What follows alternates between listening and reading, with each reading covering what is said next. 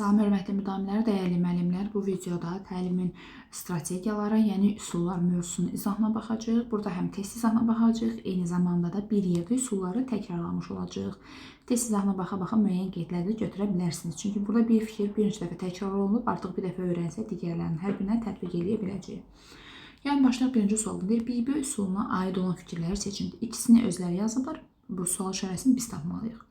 BB üsuluna aid olan fikir seçmək. Yəni variantlara baxaq.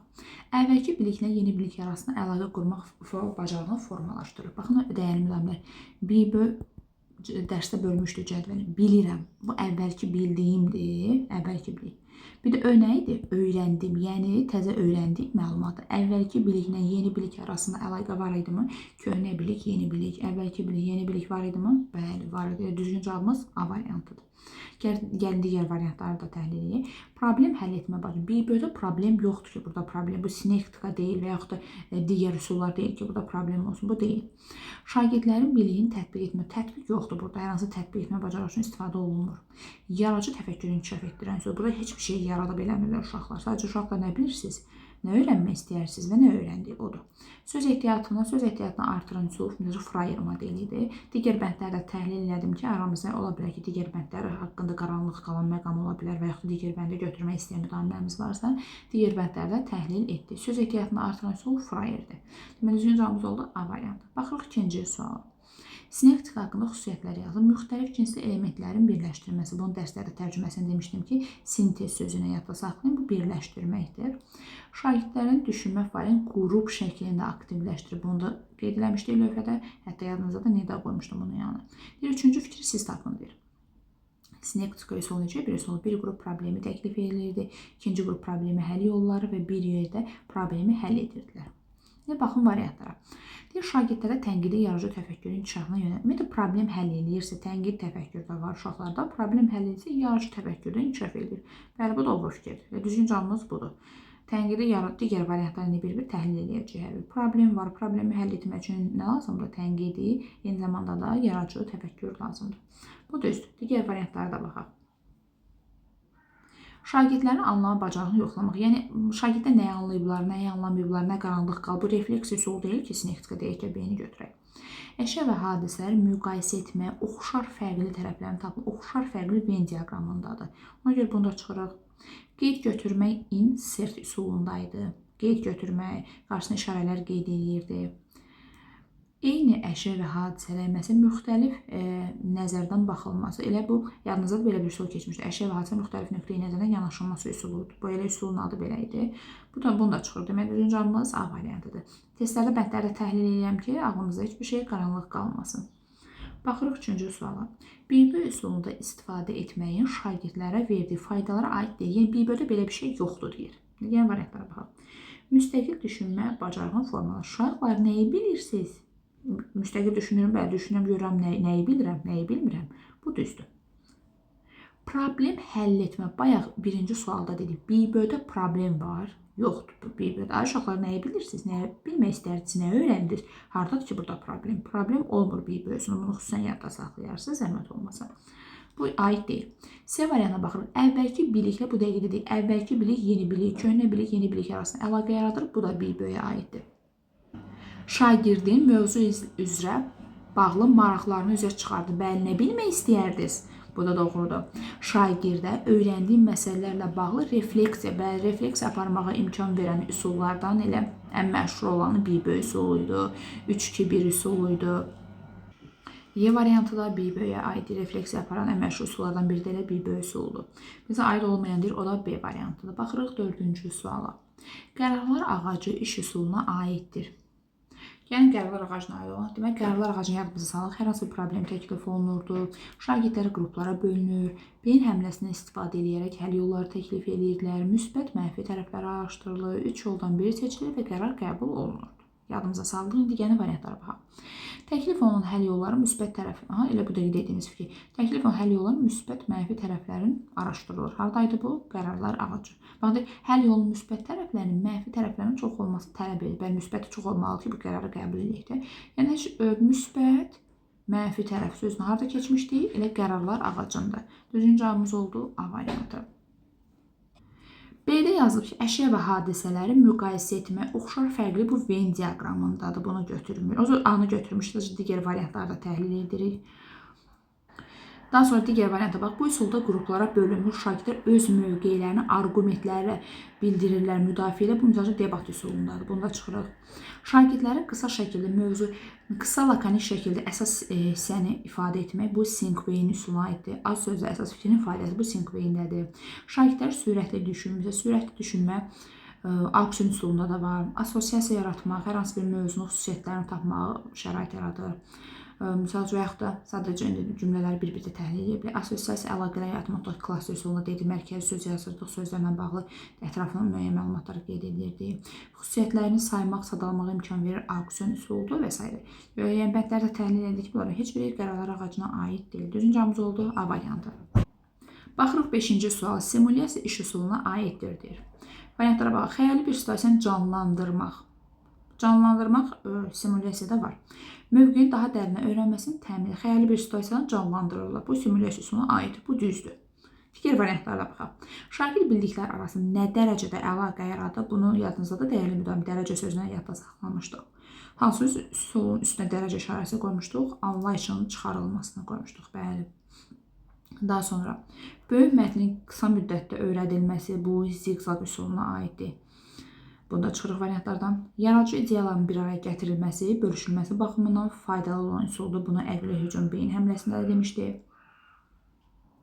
Daha sonra Y variantı yazıb ki, şagirdlərə problemli situasiya verilirlər və bu vəziyyətdən çıxmaq üçün öz fikirlərini deyirlər. Burada məsəl üçün əqli hücum beyin həmləsi üsulunda deyə bilərik. Problem təklif olunur, problemlə bağlı şagirdlər öz fikirlərini bildirirlər.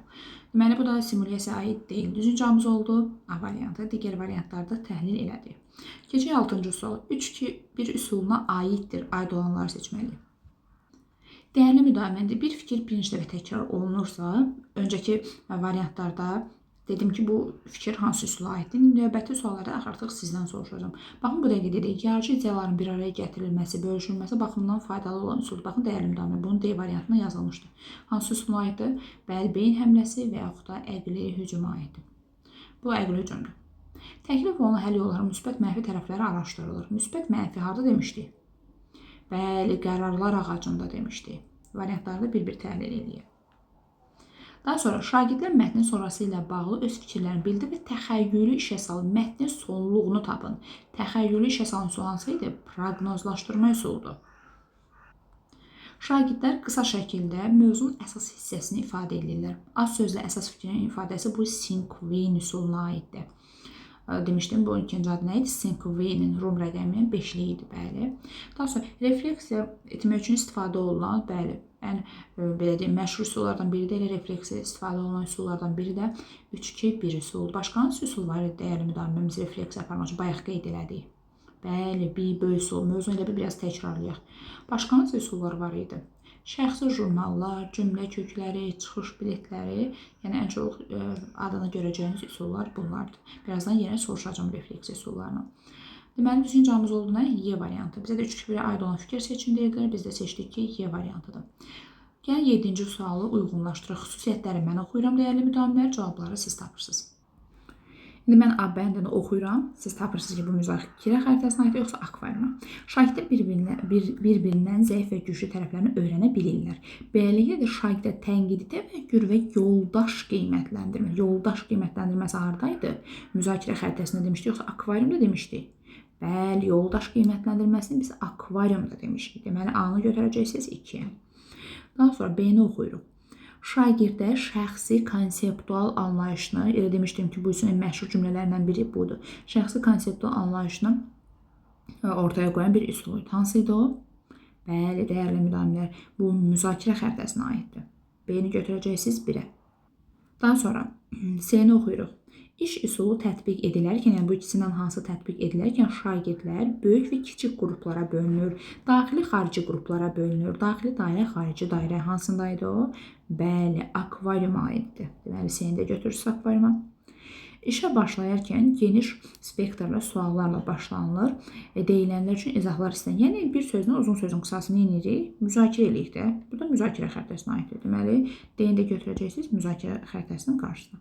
Deməli, B-D müzakirə xəritəsinə aiddir, A ilə C akvariuma aiddir. Düzgün cavabımız oldu C variantı. Bu bəndləri təhlil etmək çox yaxşıdır ki, üsulları təkrarlamış oluruq. Daha sonra baxırıq 8-ci suala. Verilən fikirlər arasında hansı üsulun xüsusiyyəti yoxdur? Yəni bəndləri bir-bir oxuyaq. İndi xüsusiyyətləri oxuyaq. Yəni qarşısına variantları yazaq görə hansı variant var, hansı yoxdur. Müxtəlif situasiyalarda qərar qəbul etmək bacarığı hansı idi? Qərar qəbul etmək deyil, qərarlar ağacı. A variantı deməli var. Qərarlar ağacı var. Görək hansı üsul aid, burada fikir yoxdur. Mətnin əsas hissəsini lakanik şəkildə hansı üsuldur ki, az sözlə əsas fikrin ifadəsi vergül lakanik yazmışdıq. Bəli, bu Sinkveyinə aiddir. Deməli, C-ni də yazırıq ki, qarşısına. Deməli, bu da var. Birgə öyrənmə, vergül yoldaş qiymətləndirməsi. Onlarda yazmışdıq. Birgə öyrənmə, yoldaş qiymətləndirməsi. Bəli, bu karuseldədir. Karusel hardadır? D variantı. Deməli, bu da var. Deməli, cavabımız A, C, D deyil. Yerdə qaldırılmalıdır. Şagird bədii əsəri öz variantına uyğun davam elətdirir, təxəyyülü işə salır, əsərin sonluğunu tapır. Hardaydı o? Bəli, o proqnozlaşdırmadır, amma bu variantda yoxdur, sadəcə təhlil edirik. Proqnozlaşdırma olsaydı, onu da çıxardıq. Hadisə və anlayışları müqayisə etmək üçün istifadə olunur. Müqayisə etmək, fərqləndirmə hardadır? Venn diaqramına aiddir. Deməli, Y də var. Hansı üsula aid burada fikir olmadı? Klaster üsuluna aid burada fikir yox idi. Düzgün cavabımız nə oldu? B variantı. Dəyərli müdavimə, əgər ikini siz klaster düşürmüsünüzsə, götürüb, yəni səhv düşürmüsünüz. Çünki əsas fikri ifadəsi vergül lakanik, bu söz Sinkveyn üsuluna aiddir. Sadəcə fikirlər lakanik ifadəsi düzdür klasterdə, amma əsas fikirə lakanik ifadə edən o klaster deyil, o Sinkveyn üsuluna aiddir. Düzgün cavabımız nə oldu dəyərli müdavimə? B variantı oldu. Daha sonra 9-a baxırıq. Debatın keçirilməsi idraki təqsimləmə hansı mərhələsinə aiddir? Debatda mövqeyimizi əsaslandırırıq, sübut edirik, dəqiqətə öz mövqeyimizi bildiririksə, debatda daha çox təsir edən hansı mərhələdə? Baxın, belə demişdim, yadda saxlayın, dərsdə D-dır. Debatda dəyərləndirmək mərhələsidir. Düzgün cavabımız oldu C variantı. Baxırıq 10-cu suala. Klaster iş üsuluna aiddir. İndi gəlin variantlara baxaq. Mən xüsusiyyətləri oxuyuram, dəyərlimlər. Siz tapırsınız ki, bu variant, bu bənd misal üçün hansı üsullarda ola bilər? Böyük mətni qısa müddətdə öyrədən üsul hansı idi? İri həcmli məlumatı qısa müddətdə öyrədən. Böyük mətni, bəli, qısa müddətdə öyrədən, bu zigzaqdır. A-na çıxdıq. B-yə baxıq görək, B hansı üsul aiddir? Qruplar şəklində problem həll etmə bacarığını inkişaf etdirir. Yəni, problem həll etmə qrup şəklində, məsələn, qərarlar ağacında qrup şəklində problem həll edirlərmi? Eləyirlər. Sinektikada qrup şəklində problem həll edirlərmi? Bəli, eləyirlər. Deməli, bunda çıxırıq. Sadəcə bəndləri təhlil eləyə görə bu fikirlər hansı üsul və üsullara aid ola bilər. Şagirdlər problemi situasiya verilərə vəziyyətdən çıxması düşünmələri. Məsələn, beyin həmləsi hər hansı bir situasiya deyilir, uşaqlar öz fikirlərini deyil. Bu beyin həmləsinə aiddir. Mövzu haqqında mövcud bilikləri aktivləşdirir. Bunu lövhədə yazmışdıq, qarşısında nida işarəsi qoymuşduq. Mövcud bilikləri aktivləşdirir. Mən bunu bilirəm, aktivləşdirirəm. Tutaq, klaster nə idi? Mərkəzdə bir dairə çəkir, dairə mərkəzində müəyyən bir xüsusiyyət yazılırdı və həmin xüsusiyyətə aid olan yəni fikirləri qrafına biz qeyd edirdik, nümunələri qeyd edirdik. Deməli, nə edirdi? Mövcud biliklərimizi aktivləşdirirdi. Deməli, düzgün cavabımız oldu D variantı. Bu, klasterin məşhur cümlələrindən biridir. Şagirdlərə qısa şəkildə mövzunun əsas hissəsini ifadə etmək, az sözlə mövzunun əsas hissəsini ifadə etmək, vergül lakanik, bayaq qeyd elədik, hardaydı bu? Bəli, bu Sinkveyn üsuluna aiddir. Deməli, bunda çıxdıq. Düzgün cavabımız oldu D variantı. Baxırıq 11-ci suala. Müzakirə xəritəsi iş üsuluna aiddir. Müzakirə xəritəsi üsulunu elə məşhur cümlələrindən birini dərsdə yazmışdıq. Bir də bayaqki sualda qeyd elədik. 7-ci sualda da var idi. Müzakirə xəritəsi iş üsuluna aiddir. Şagirdlərin şəxsi konseptual anlayışını qurmağa imkan verən üsul hansı idi? Şagirdlərin şəxsi konseptual anlayışını qurmağa imkan verən üsul, bəli, elə müzakirə xəritəsi. Düzgün cavabımız A variantıdır.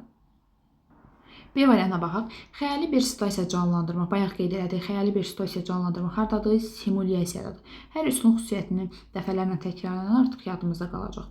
Şagirdlərin sürətli düşünməsinə, assosiasiya yaratmağa, hər hansı bir mövzuna bağlı xüsusiyyətlərini saymaq, sadalamağa imkan verir. Bu, auksion üsulunda da deyə bilərik, assosiasiyanın yaradılmasını klasterdə deyə bilərik və s. Bunu da çıxırıq. Suala verilən cavabdan yeni sual verirəm, şagird cavab verirdi. Həmin cavabdan təzədən bir dənə sual çıxardırdım. O hansı üsuldur? Sual-cavabı əsaslanan iş prinsipi vardı. O Sokrat dialoquna aiddir. Şagirdin bildikləri arasında nə dərəcədə əlaqə qurmağı, dərəcə sözünü harda demişdik? Bəli, anlayışın çıxarılmasına. Deməli, düzgün cavabımız oldu A variantı. Baxırıq 12-ci suala. Deməli, uyğunluq gözlənilmişdir. Fikirlər üst-üstə düşənləri götürməliyik. Auditoriya qarşısına çıxış etmək bacarığını formalaşdırır, natiqlik məharətini formalaşdırır. Debat üsuludur, amma qarşısına yanlış yazılıb. Uyğunluq gözlənilibmi? Xeyr, gözlənilməyib. Biri çıxırıq. Problemin həllində yaradıcı düşüncəni stimullaşdırır. Bəli, bunu yazmışdıq dərs izah edəndə. Yaradıcı düşüncəni stimullaşdıran üsullardan biri Kipling metodudur. Yəni 4N 1KH üsuludur. 4N 1KH üsulu. Bu doğrudur. Qarşısında doğru yazıldığı üçün 2-ni götürəcəyik.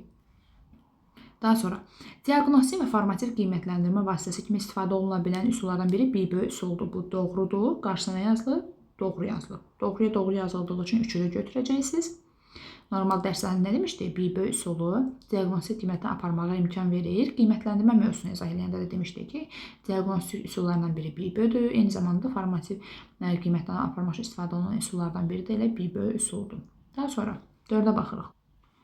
Problemə müxtəlif cəhətdən nəzər salmaq bacarığını formalaşdır. Yadınızdadır, dəyərli müdavimlər klubda demişdim ki, bunu hətta oxlarla qoymuşdum ki, Bloom klubunda hər hansı bir problemli xüsusiyyətlərə müxtəlif cəhətlərdən hər tərəf, kubluda sağa, sola, yuxarı, aşağı, hər tərəfdən baxmağa, müxtəlif cəhətlərdən baxmağa imkan verir və yaxud da hər tərəfdən baxmağa imkan verirsə, bu ilə Bloom kubudur, amma qarşısına yanlış yazıldığı üçün uyğunluq pozulub. Düzgün cavabımız nə oldu dəyərli müdavimlər? Üst-üstə düşənlər 2 ilə 3 oldu. Düzgün cavabımız oldu D variantı. 13-ə baxırıq. Hansı üsul refleks aparmağa, metakognitiv bilikləri formalaşdırmağa kömək edir?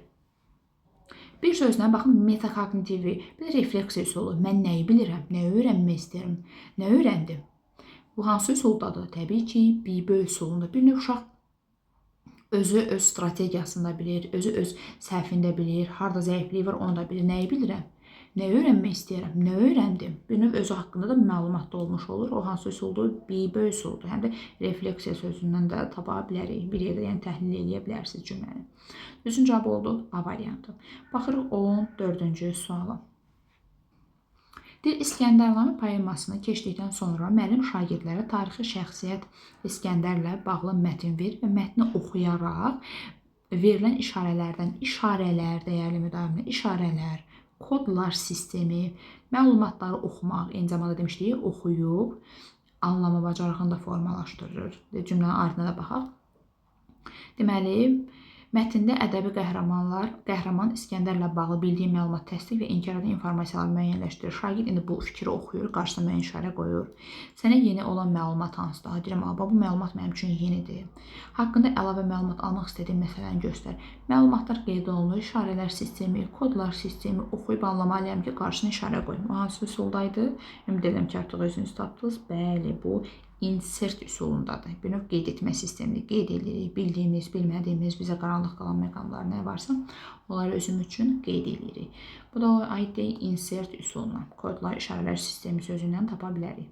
Baxırıq 15-ci suala. Anlayışın çıxarılması üsuluna aiddir. İndi anlayışın çıxarılması ilə bağlı olan bütün fikirlə yadımıza salırıq, variantlara baxırıq. Şagirdlərin bildikləri arasında nə dərəcədə, dəyərli müdavimlər, artıq 15-ci suala gəldik, dəfələrlə bu sözü gördük. Nə dərəcədə əlaqənin yaradılması hansı üsuldaydı? Bəli, bu ilə anlayışın çıxarılmasına aiddir. Düzgün cavabımız A variantıdır. Gəlin digər variantlara da baxaq. Xəyali situasiya canlandırılır. Bu simulyasiyadır. Şagirdlərə əşya və hadisə oxşar fərqli tərəflərin tapılması bu Venn diaqramına aiddir. D variantına baxaq. Yaradıcı ideyaların bir araya gətirilməsi, bölüşülməsi baxımından faydalı, yaradıcı və yaxud da kreativ ideyaların bir araya gətirilməsi, bölüşülməsi baxımından faydalı olan üsul hansıydı? Bayaq ki, situasiyada var idi bu. Bəli, beyin həmləsi və yaxud da əqli hücumdadır. Bu üsul qruplara bölünmüş şagirdlər öz mövqelərini, arqumentləri, hər qrup öz fikrini əsaslandırır, mövqeyini bildirir. Bu da debat üsuluna aiddir. Deməli, düzgün cavabımız oldu A variantı. Baxırıq 16-cı suala. Şagirdləri anlama bacarığını və maraqlarını ölçməyə imkan verən üsuldur. Anlama bacarığını, yəni refleksiyada bir sözünü. Görüm nəyi anlamısınız? Nə anlamamısınız? Onların maraqlarına. Bugünkü dərsdən öyrəndiyiniz məqam, bugünkü dərsdən sizə maraqlı olan məqamlar, bugünkü dərsdən sizə nə qaranlıq qaldı, o hansı üsuldaydı? Eyni zamanda demişdik ki, refleksiya aparmaqda imkan verən üsullardan biri idi. Bəli, bu 3-2-1 üsulu dərsin sonunda tətbiq olunur. Öyrəndiyiniz, sizə maraqlı gələn, sizə də hələ qaranlıq qalan məqamlarla bağlı fikirləri alırdıq və refleksiya apardıq. Nəyi anlayıb, nəyi anlamadığını üzə çıxarmağa imkan verən üsuldur. Düzgün cavabımız oldu Y variantı. Baxırıq 17-ci suala. Uyğunluğu tapın. Doğrudan doğru axtaracağıq, yanlışdan isə yanlış axtaracağıq. Klaster şagirdlərin bir mövzu, hadisə, xüsusiyyətləri haqqında artıq mövcud bilikləri dəyərləməkdə. Bu bayaq qeyd eləmişdik. Hansı üsuldur? Mövcud bilikləri aktivləşdirir. Hansı üsuldur? Bəli, mövcud bilikləri aktivləşdirən üsullardan biri ilə klaster üsuldur. Bu doğrudur. Ona görə biri götürəcəksiniz. Venn diaqramı deyir, müqayisə etmə bacarığını formalaşdırır. Oxşar fərqli tərəflər, vergül müqayisə bacarığı Venn diaqramında deməli 2 ilə düzdür. Digər variantlara da baxaq. Anlayışın çıxarılması həm də keçirilənlərin anlama dərəcəsini yoxlamaq üçün istifadə olunur. Bəli, bu da doğrudur. Keçirilənlərin anlama dərəcəsi yoxlayıb görüm ortada olan sözləri, ortada yazılmış fikir tapa bilirlər, yoxsa tapa bilmirlər. Bu da doğrudur. Eyni zamanda anlayışın çıxarılması üsulu refleksi strategiyalarından biridir. Bunu da qeyd kimi yaza bilərsiniz özünüz üçün. Auksion hər hansı bir əşya və hadisələrin xüsusiyyətlərini saymaq, sadalamağa imkan verən üsul hansıydı? Auksion deyirdi ki, son fikir söyləyən qalib olurdu. Cisim və hadisənin xüsusiyyətlərini saymağa, sadalamağa imkan verən üsul idi. Bu da doğru. Deməli, bütün fikirləri doğruymuş. Ona görə nə götürəcək? Uyğunluq olduğu üçün 1-2. Üçüncü cavabımız oldu C variantı. Baxırıq 18-ci suala. Auksion üsuluna aid olan fikirlərdən biri doğru deyil yazılıb. Yenə fikirlərə baxaq. Əşya və hadisənin xüsusiyyətlərini öyrənməklə dinləyib anlama olurmu? Bəli, hər kəs öz fikrini deyir. Mən də dinləyirəm, anlayıram. Bacarığın inkişafı üçün istifadə olunur. Bəli, dinləmək var burada. Bu doğrudur. Bu üsul hadisə və əşyanın xüsusiyyətlərini tapmağa xidmət edir. Cisim və hadisənin xüsusiyyətlərini saymağa, sadalamağa imkan verir. Bu da doğrudur. Bu üsuldan istifadə çevik düşünmək, sürətli şəkildə düşünmək lazımdırmı? Bəli. Yəni kimsə fikir demədən sürətli tez verməliyəm ki, qalib tutaq ki, mən olum. Sürətli düşünmə bacarığını formalaşdırır. Bu da doğrudur.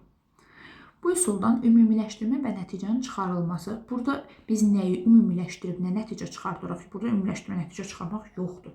Məsəl üçün deyirik, cisim və hadisənin xüsusiyyətlərini tapın. Hər bir xüsusiyyətini sayır, deyir. Yəni orada nəsə ümumiləşdirəcəkmi? Xeyr, heç nə ümumiləşdirib eləmirik. Demək, yanlış cavabımız deyilir.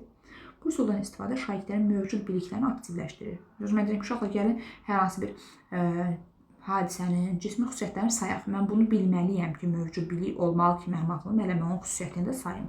Mövcud bilikini aktivləşdirir. Bəli, bu da auksion üsuluna aiddir. Bayaq buna oxşar bir fikirlərdə qeyd eləmişdik. Baxın, 17-ci mövcud bilikləri aktivləşdirir. Bayaq dedim ki, elə bu üsullardan biri klasterdir, növbəti üsul da elə auksion üsuldur. Deməli, Y variantı da doğrudur. Mövcud biliklərindən, yəni bu mən bilməliyəm ki, aktivləşdirim, hələ fikirdə ifadə edeyim və sürətli şəkildə cavab vermək lazımdır. Deməli, Y variantına aid olmayan hansı oldu? D variantı. Baxırıq 19-cu suala. 4N1KH, yəni Kipling üsulunun üstünlüklərindən deyil. Yəni bu üsulda belə bir şey yoxdur. Yaradıcı düşüncəni aktivləşdirir və yeni fikirlər formalaşdırır. Bunu dərsdə də qeyd eləmişdim, yanına nida qoymuşdum. Yaradıcı düşüncəni aktivləşdirən üsullardan biri 4N1KH üsuludur. Bu düzdür.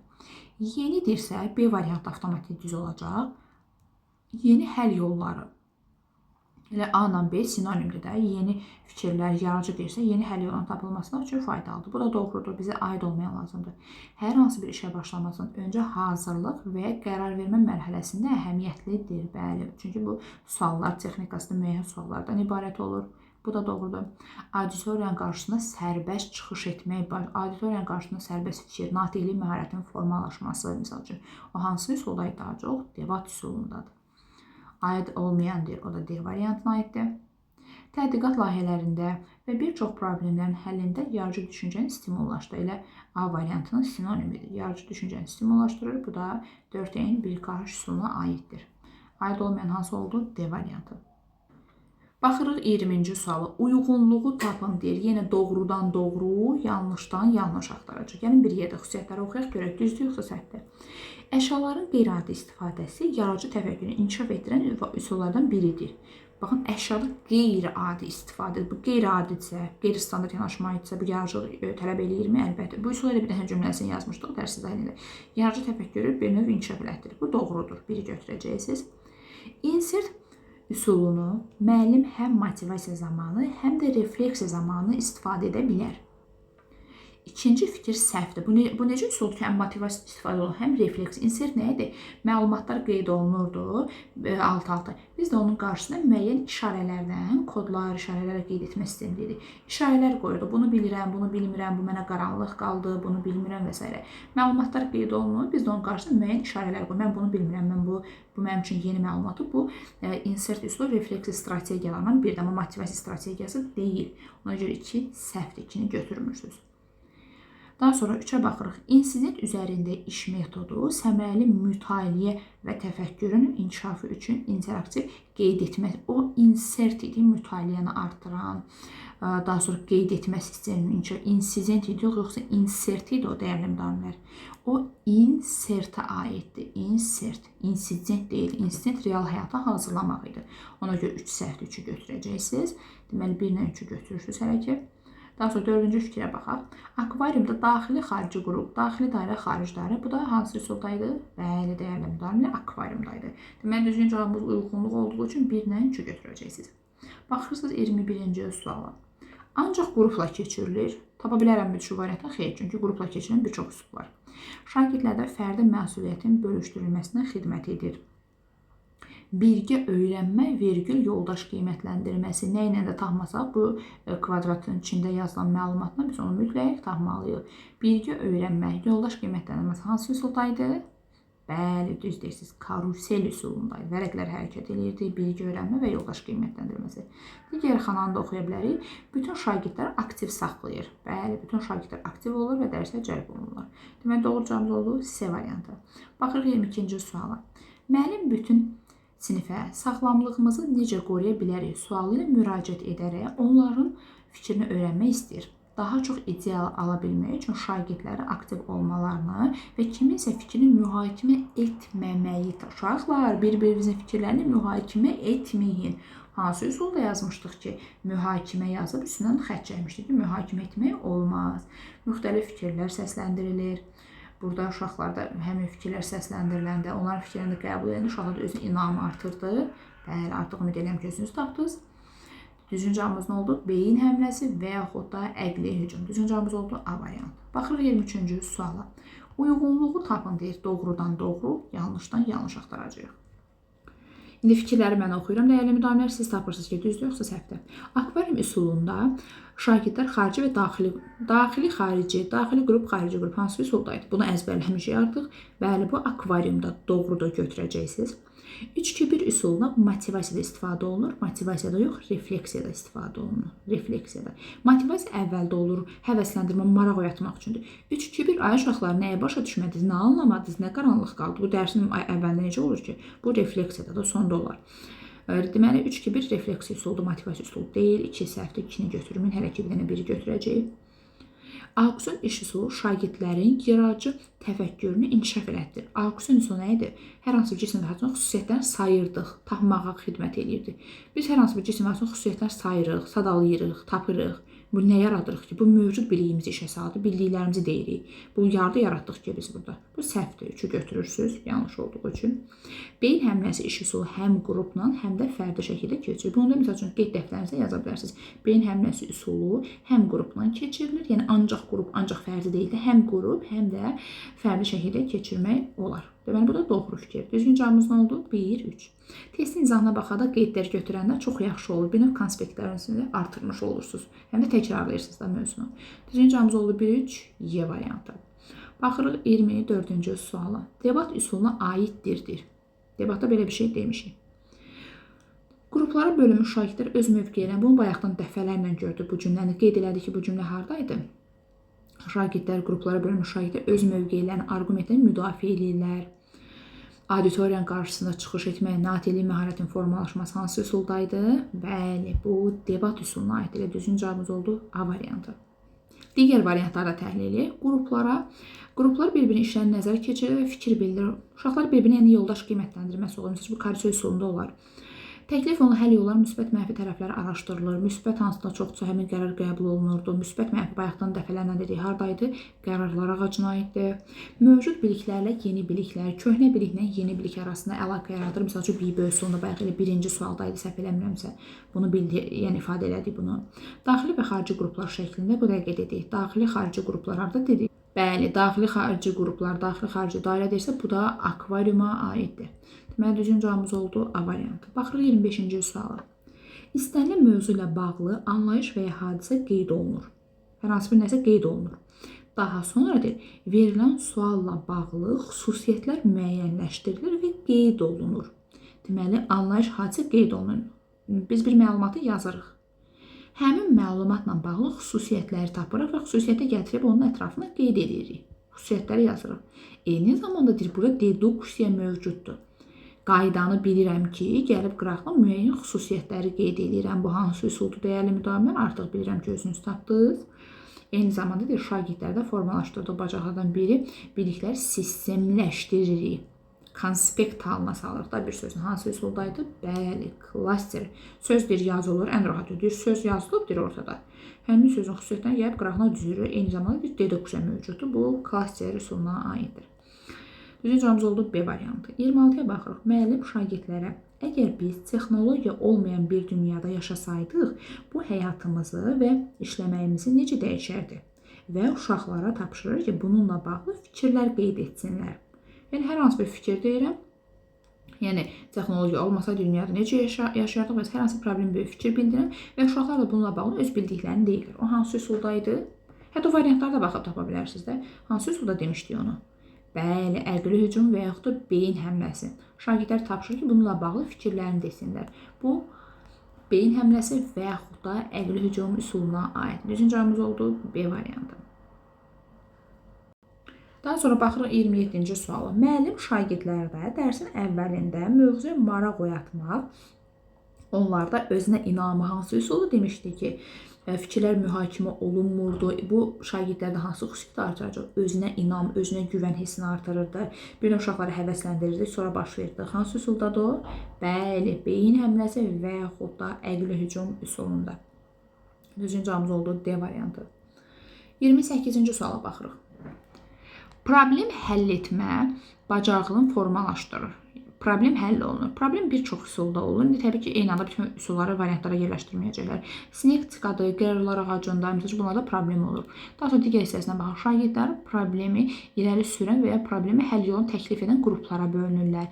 İki qrup olurdu. Bir qrup problem, bunu hətta sxemində yazmışdım lövhədə. Problemi təklif edir. İkinci qrup problemə həll yolları təklif edir. O hansı üsuldaydı?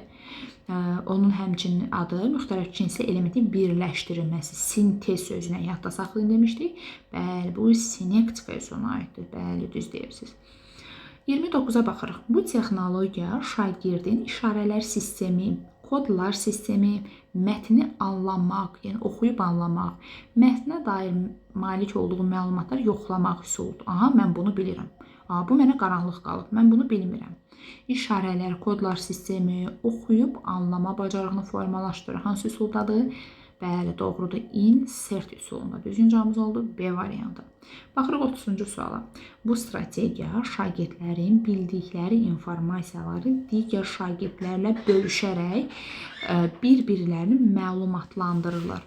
Onu hansı üsulda demişdik ki, şagirdlər öz fikirlərini bir-biri ilə bölüşürlər. Şagirdlərin sayı artdıqca ideyaları 2 dəfə artırdı, çoxalırdı, bir-biri ilə bölüşürdülər. Hansı üsuldaydı o? Qar topası üsulunda, bəli. Ya da demişdim, yerdən qarı götürür, hərəkət elətdirir, qar get-gedə böyüyür. Uşaqlar informasiya bir-biri ilə bölüşürlər. Hardaydı? Qar topu üsulunda. Hətta deyə bilərsiniz, mən bu başqa üsulda da ola bilər ki, ola bilər düzdür. Variantlara baxırsa, proqnozlaşdırmada yoxdur, insizentdə yoxdur, əşyalardan qeyri-adi istifadə yoxdur, klasterdə yoxdur. Deməli, hansı üsuldur? Əgər ağlıza, çünki bir cümlə bir neçə üsulda istifadə oluna bilər. Bayaqda dəfələrlə artıq demişik həmin cümlələr. Bir cümlə bir neçə yerdə istifadə oluna bilər. Variantlara baxacaqsınız, görəcəksiniz ki, aha, elə birini veriblər. Məsəl üçün, bu qar topası üsuluna aiddir. Düzgün cavabımız oldu A variantı. Baxırıq 31-ci suala. Hansı iş üsulunda müzakirə texnikasından istifadə olunur? Yəni, hansı üsulda deyil, müzakirə mövcuddur. Hər hansı bir problemi bir situasiya olmalıdır ki, orada biz müzakirə eləyək. Deməli, problemi bir situasiya olmalıdır ki, hər kəs öz fikrini desin, həmin mövzu ətrafında biz müzakirələr aparaq. Bu hansı üsulda olar? Məhkəmədə varmı? Yoxdur. Məhkəmə üsulu nə idi? Hər hansı bir şəxsiyyətin adının əyləncəli formada tapılması. Insert işarələrdir, kodlardır, qeyd etmə sistemidir. Karseldə birgə öyrənmə, yoldaş qiymətləndirilməsi mövcuddur. Əşarın qeyri-adi istifadəsi. Orada nə müzakirə olunur ki, əşyadan qeyri-adi istifadə, yaradıcı təfəkkürümüzü inkişaf etdirir. Deməli, müzakirə texnikası olan üsullardan biri hansıdır? Sinektika üsuludur. Sinektikada hər hansı bir problem olur, həll yolları təklif olunur, ikinci qrup bir təklif elə digər həll yolları və bir yerdə problemin düzgün həll yolunu tapırlar, müzakirə edib. Deməli, düzgün cavabımız oldu C variantı. Baxırıq 32-ci suala. Uyğunluğu tapın doğrudan doğru, yanlışdan yanlış. Mən xüsusiyyətləri oxuyuram, dəyərli müdavimə. Siz deyirsiniz ki, düzdür yoxsa səhvdir? Sinqvin iş üsulunda az sözlə əsas fikrin ifadəsi, vergül lakonik hardaydı o fikir? Sinqveyndə idi, yoxsa sinektikadaydı? Təbii ki, bəli, sinqveyndə ikinci adda beşlikdir. Bu doğrudur, bir götürəcəksiniz. Daha sonra 2-yə baxırıq. Debat mövzusunun əvvəlcədən şagirdlər təqdim edilməməsi vacib amildir. Çünki hazırlıqlı debat var, hazırlıqsız debat var da. Bu da qayıdıb deyir ki, burada şagirdlər təqdim edilməməsi vacib amildir. Niyə ki, məsələn, formal debatlarda əvvəlcədən hazırlaşmaq lazımdır, əvvəlcədən mövzu təqdim olunmalıdır ki, uşaqlar hazırlaşıb gəlsinlər. Hazırlıqsız debatlarda ümumiyyətlə mövzu təqdim olunmur. Amma bu yazıb ki, vacib amildir. Təbii ki, bu səhvdir. Çünki hər iki cür debat olur da. 2 yanlışdır ki, götürməyəcəksiniz. Karusel formativ qiymətləndirmə keçirmək üçün əlverişli olan üsullardan biridir. Yəni, gündəlik dərslərdə istifadə olunan üsullardan biridir. Karuseldə da formativ qiymətlə istifadə oluna bilərmi? Bəli, əlverişli üsullardan biri də budur. Bu doğrudur. Yəni, bunu karusel yazıb, qarşısına tire formativdə istifadə yazıb əzbərləməyimizə heç bir ehtiyac yoxdur. Daha sonra 4-ə baxırıq. Sinqveyn qısa zaman ərzində iri həcmli məlumatı qısa müddətdə öyrədən üsul sinqveynidir. Yox, dəyərli müdavimə, yoxsa ziqzaq üsuldur. Bəli, bu ziqzaq üsuluna aiddir. Bu səhvdir. Səhvcə götürürsünüz. Deməli, düzgün cavabımız nə oldu? 1-4. 1-4 hardadır? D variantı. 33-ə baxırıq. Verilmiş üsullardan hansı fərdi şəkildə təşkil edilə bilən strategiyadır? Fərdi keçirilən üsullardan elə bir 2-3 üsul var ki, onlardan biri hansıdır? Sinqveyn. Sinqveyn fərdi keçirilir. Tapa bilməsəz, yadınızdan çıxırsa problem yoxdur. Variantlarına bax. Akvarium nə idi? Daxili qrup, xarici qrup. Sinektika bir qrup problemidir, ikinci qrup problemi həll yolları təklif edirdi. Qərarlar ağacında şagirdlər qruplara bölünürdü. Qruplarda müsbət mənfi tərəflər araşdırılırdı. Debatda hər qrup öz mövqeyini bildirir və s. Deməli, variantlar da çıxıb. Ona görə dəyərli müdavimə bütün üsulların mənasını bilməliyik ki, variantlar da çıxıb hərəkət edə bilək. Düzgün cavabımız oldu Y variantı. Baxırıq 34-cü suala. 34-də yazılıb ki, beyin həmləsinə aid olan xüsusiyyəti seçindir. Yəni, variantlara baxaq. Yaradıcı ideyaların bir araya, bunu bayaq demişdik, hansı üsuldadır dəyərli müdavimə? Yaradıcı, kreativ ideyaların bir araya gətirilməsi, bölüşülməsi baxımından faydalı olan üsuldur. Bunu dərs izah eləyəndə lövhədə nida qoyub qarşısına qeyd eləmişdik. Bəli, bu elə beyin həmləsi və yaxud da əqli hücum üsuluna aiddir. B variantı hara aiddir? Şagirdlərin bildikləri arasında nə dərəcədə əlaqə qura bilir, nə dərəcədə əlaqə yarada bilirlər. Bu elə dərəcə ilə yadda saxlamışdıq. Bu anlayışın çıxarılmasına aiddir. Refleksiya etmək üçün istifadə olunan effektiv üsuldur. Beyin həmləsi üsulu refleksiya üsulu deyil. Məsəl üçün, ünsiyyət var, əməkdaşlıq var, kommunikasiya strategiyası da belə deyək. Refleksiya üsulu deyil. Bu 3-2-1 deyil, B-bö deyil, deyək ki, bu refleksiyadır. Bunu da çıxırıq. Bu üsulda qruplara bölünmüş şagirdlər öz mövqeyini arqumentlərlə əsaslandırılır. Məsələn, bu debat üsuluna aiddir. Xəyali bir situasiya canlandırılır. Bu simulyasiya üsuluna aiddir. Deməli, bütün variantları təhlil etdik. Düzgün cavabımız nə oldu? A variantı. Baxırıq 35-ə. Uyğunluq gözlənilmişdir. Yəni, fikirlər üst-üstə düşməlidir. Dəyərli müdavimə. Yenə variantlara baxaq. Refleks aparmaq üçün səmərəli strategiyalardan biri karuseldir deyir. Karusel deyir, refleksiya üsuludur deyir, səhvdir. Karusel niyə refleksiya üsulu olsun ki? Karuseldə ünsiyyət var, əməkdaşlıq, kommunikasiya strategiyası, refleksiya üsulu deyil. Bu səhvdir. Yəni, refleksiya strategiyalarından biri deyil. Bu səhvdir. Qarşısına doğru yazıldığı üçün uyğunluq pozulub, biri götürməyəcəksiniz. Böyük mətni qısa müddətdə öyrədən sinqveyndi yazılıb qarşısına. Sinqveyn deyil, ziqzaqdır. Səhvə, yanlışa yanlış demək. Uyğunluq gözlənilib, yoxsa pozulub? Uyğunluq gözlənilmişdir. Yanlışa yanlış demək özü də doğrudur. Yəni fikirlə üst-üstə şəkil götürəcəyik. Əgər yazılsaydı ki, böyük mətni qısa müddət öyrədir, ziqzaq yazılsaydı, burada qarşısına yanlış yazılsaydı, onda uyğunluq pozulardı. Deyirəm ziqzaq qabağına yanlış yazıblar axı. O zaman götürməyəcəyik. Demək hər iki 2-ni götürəcəyik. 3-ə baxırıq.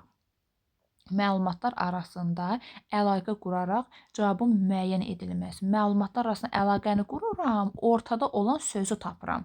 Bu klaster deyil, bu anlayışın çıxarılmasıdır. Bu səhvdir, amma qabağına doğru yazıldığı üçün götürmürsünüz. Daha sonra 4-ə baxırıq. Hər hansı bir hadisənin xüsusiyyətlərini saymağa, sadalamağa, tapmağa imkan verən üsul hansı idi? Auksiondur, bəli, qarşısında doğru yazılıb. Uyğunluq gözlənilmişdir. Ona görə nə götürəcəksiniz? 2 ilə 4. Daha sonra baxırıq 36-cı suala. Müəllim şagirdlərin öyrəndikləri arasında nə dərəcədə, dəyərli müdavimlər bunu artıq əzbər bildik, nə dərəcəni hara yazmışdıq? Dərəcə işarəsini. Cümlə ardında oxuyuram. Ümid edirəm ki, artıq tapmısınız. Əlaqə yarada bilmək bacarıqlarının bəzən keçirilənlərin anlama dərəcəsini yoxlamaq istəyir.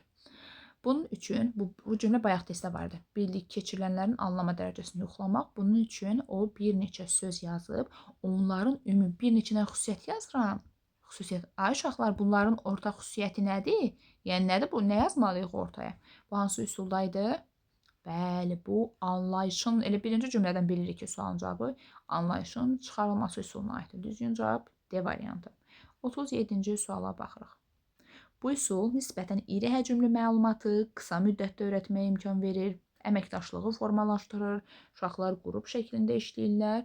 Hansı üsuldadır o? Bəli, dəyərli müdavimlər, ziqzaq üsuluna aiddir. Düzgün cavabımız oldu A variantı. 38-ci suala baxırıq. Simulyasiya və rollu oyunun ortaq xüsusiyyəti nədir? Deməli, hər ikisinin ortaq xüsusiyyətini tapaq görək nədir? Hər ikisinin tətbiqində əsas məqsəd şəxsi konseptual anlayış. Şəxsi konseptual anlayışı qurmağa imkan verən üsul hansı idi? Bu müzakirə xəritəsidir. Bura heç bir aidiyyatı yoxdur. Hər ikisinin beyin həmləsi texnikasından istifadə olunur. Beyin həmləsində öz fikirlərini bildirmək idi. Problem olur, problemin var, öz fikirlərini bildirmək. Fikirlər mühakimə olunmurdu. Bura nə aidiyyatı var? Heç bir aidiyyatı yoxdur. Bunu çıxdıq. Hər ikisinin tətbiqi zaman şagirdlərin empatiya hissi inkişaf etmiş olur. Empatiya odur ki, özünü qarşısındakı şəxsin yerinə qoymaq, onları anladığını göstərmək və s. Hər ikisində mövcuddurmu? Bəli, hər ikisində canlandırma var, empatiya mövcuddur. Bu uyğundur. Digər variantlara da baxaq. Hər ikisi yalnız humanitar fənlər üçün uyğundur. Elə bir şey deməmişik ki, bu canlandırmaq varsa humanitara uyğundur, o bilənə uyğun deyil. Bu da səhvdir. Hər ikisi şagirdlərə problem həll etmə. Burada problem yoxdur. Axı hansı problem olur ki? Problem olmur ümumiyyətlə. Baxın, elə B-də bayaq dedik. Beyin həmləsində hər hansı problem deyilir, problem bağlı öz fikirlər səsləndirilir. Belə bir şey olmur ümumiyyətlə. Ona görə yeni də götürmürsünüz. Düzgün cavabımız oldu C variantı. Baxırıq 39-cu suala. Klaster tamamlanan anlayışın çıxarılmasına aid fikir yazıblar. İndi biz assosiasiya yaratmaq var, müstəqil şəkildə anlayışı çıxarmaq. İndi üçüncü fikri biz tapmalıyıq. Verilənlərdən nəticə çıxarmaq, qruplaşdırmaq. Bəli, verilənlər deməli bizə nəsə verilib, biz onlardan nəticə çıxarmalıyıq. Məsəl üçün müəyyən xüsusiyyətlər bizə verilib, müəyyən xüsusiyyətlər. Biz həmin xüsusiyyətlərdən nəticə çıxardıb, qruplaşdırıb, mərkəzli yazan söz nədirsə biz onu tapmalıyıq deyir A variantı. Bəli, bu doğrudur. Bu uyğundur. Yəni üçüncü fikir bu ola bilər. Verilənləri nəticə çıxardırıq, anlayışı tapırıq. Bu düzdür. Digər variantlara baxaq. Şagirdlərdə sual formalaşdırma bacarığını inkişaf etdirir. Sual vermə bir çox üsulda var. Məsəl üçün BB üsulunda var, nə bilim Sokrat dialoqunda var, 3-2-1-də var və s. çox üsulda var və yaxud mən kiməm üsulu. En qədər üsulda var. Bunun buraya heç bir aidiyyatı yoxdur. Problem həll etmə qabiliyyətini anlayışın çıxarılması problemə gəzir. Ortada olan sözü tapmalıyıq. Fikrini əsaslandırmaq, öz mövqeyini bildirmək, məsələn, debat üsulunda ola bilər, bura aidiyyatı yoxdur. Qərar qəbul etmə bacarığını inkişaf etdirir. Qərar olmur burada. Demək, qərar olsa qərarlar ağacı olar. Məsələn, anlayışın çıxarılması niyə olsun ki? Demək, düzgün cavabımız oldu A variantı. Baxırıq 40-cı suala. Sinektika, bunu dərsdə qeyd eləmişdim. Sinektika və qərarlar ağacı üsulunun ortaq cəhətləri nələrdir? Variantlara baxmadan dəyərlimdə. Hər ikisində problem olurmu? Olur. Hər ikisi qrup şəklində keçirilir və s. İndi gəlin variantları tapaq. Şagirdlərdə fikirləri lakanik. Lakanik sözünün biz ümumiyyətlə bunların heç birində deməmişik. Sequein-də deyə bilərik, klasterdə deyə bilərik. Bura aidiyyatı yoxdur. A deyil. Şagirdlərdə əməkdaşlıq bacarığını formalaşdırır. Əməkdaşlıq olurmu? Bəli. Qruplar şəklində iş görürlərsə, bunlarda əməkdaşlıq, ünsiyyət bacarıqları formalaşmış olur. B-ni götürəcəksiniz. İmitasiya etmək, təqlid etmək. Burada kimisə parodiya etmək var, imitasiya eləmək var bu üsulda. Bu məsəl üçün simulyasiya deyil ki, deyək ki, kimisə parodiya eləmək və yaxud da rollu oyunda nə isə canlandırır, təqlid edilir. Bu deyil. Şagirdlərdə problem həll etmə bacarığının formu. Problem varmı? Hər iki üsulda problem var, problemi həll edilir. Düzgün cavabımız oldu D variantı. B ilə D düzgün cavabımızdır. Və götürdük A variantı. Baxırıq 41-ci suala. Müəllim birgə öyrənməni və yoldaş qiymətlə. Artıq birinci cümlədən cavabı tapdıq. Birgə öyrənmə, vergül, yoldaş qiymətləndirməsi bütün sinifi aktiv saxlayır. Hansı üsul idi bu? Bəli, düz deyirsiniz. Birgə öyrənmə, yoldaş qiymətləndirməsi karusel üsuluna aiddir. Düzgün cavabımız oldu B variantı. Baxırıq 42-ci suala. 42-ci suala nə yazılıb? Deyir ki, müəllim cırcırama və qarışqa mövzusunu şagirdlərə təqdim edir.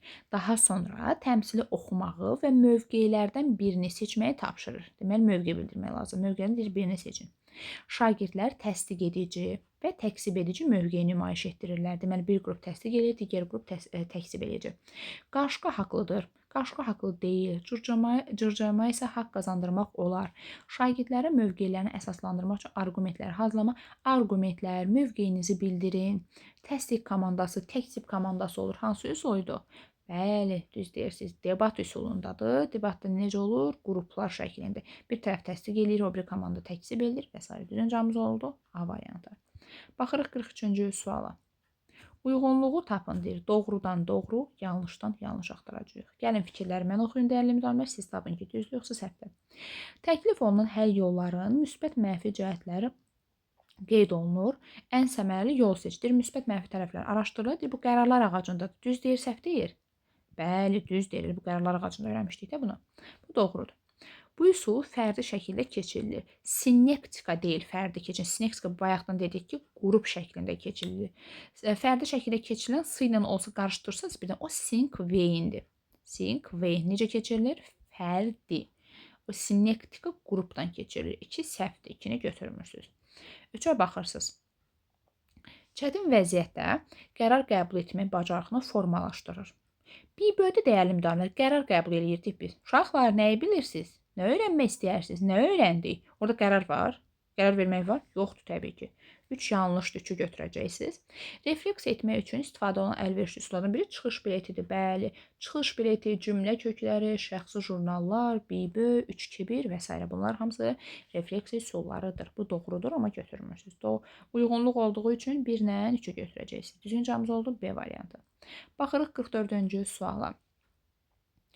Cisim və hadisələrin xüsusiyyətləri saymaq, sadalamağa, tapmağa imkan verən üsul hansı idi? Baxın, dinləyib anlamaq, sürətli düşünmək qabiliyyətini formalaşdırır, köhnə biliklərdən istifadə. Mən bunu bilməliyəm ki, yadıma salım, cavab verim. Hansı üsuldur dəyərli müdavimlər? Bəli, auksion üsuludur. Elə birinci baxın, bu fikirdən artıq cavabı tapmaq olur. Bunu elə lövhədə qeyd eləmişdik dərs izah eləyəndə. Bu auksion üsuluna aiddir. Baxırıq 45-ci suala. Verilənlər arasında hansı iş üsulu yoxdur deyir. Gəlin variantlara baxaq. Şagirdlərin şifahi nitq bacarıqlarının inkişafına şərait yaradır. Şifahi şəkildə uşaqlar nəyisə müzakirə edir. Akvariumda ola bilərmi? Bəli. Uşaqlar daxili xarici qruplarda əyləşirlər, yoldaş qiymətləndirməsi olur. Bu var. Çünki daxili qrupda əyləşəndə nə işlə məşğul olurlar? Mövzunu müzakirə edirlər. Akvariumda ola bilər. Deməli, akvarium B-ni yazırıq bura görə hansı variant olmayacaq. Təqlid etmək, idarə etmək kimi bacarıqlar formalaşsa da əsaslandırma bacarığı formalaşdırmır. Yəni, təqlid etmək, hər hansı bir nəyisə canlandırmaq harda olurdu? Simulyasiyada olurdu. Bunu götürəcək A-ya. Refleksiya aparmaq üçün istifadə olunan bir çox bayaqdan üsulun adını seçdik. Onlardan hansını görürük variantlardan? Bəli, 3-2-1-i görürük. Bunu da C-ni yazırıq. Problemin səmərəli həll yollarını müəyyənləşdirməyə xidmət edir. Problemi düzgün həll yolunu tapmaq hansı üsuldaydı? İndi gördüyümüz üsullardan birində qərarlar ağacında var idi. Deməli, nəyə aid fikir olmadı? A, B, C, D, Y. Əşyada qeyri-adi istifadə, məsəl üçün, yaradıcı təfəkkürü aktivləşdirən bir üsuldur. Yaradıcı təfəkkürü işə salır, inkişafına şərait yaradır. Burada elə bir fikir yoxdur. Ona görə Y-yə aid burada fikir qeyd olunmayıb. Düzgün cavabımız oldu Y variantı. Baxırıq 46-cı sualı. BB iş üsuluna aiddir. Aid olanları seçməliyik. Mövcud biliklə yeni bilik arasında bu ilə birinci sualda var idi. Mövcud bilik. Nəyi bilirəm? Nəyi öyrəndim? Mövcud bilik, yeni bilik, köhnə bilik, yeni bilik, əvvəlki bilik, yeni bilik arasında əlaqə yaradan üsul elə BB üsuludur. Düzgün cavabımız oldu A variantı. Yəni digər variantlara baxaq. Daxili və xarici qruplar şəklində mövzunu müzakirə edirlər. Bayaq dedik. Hansı üsul idi?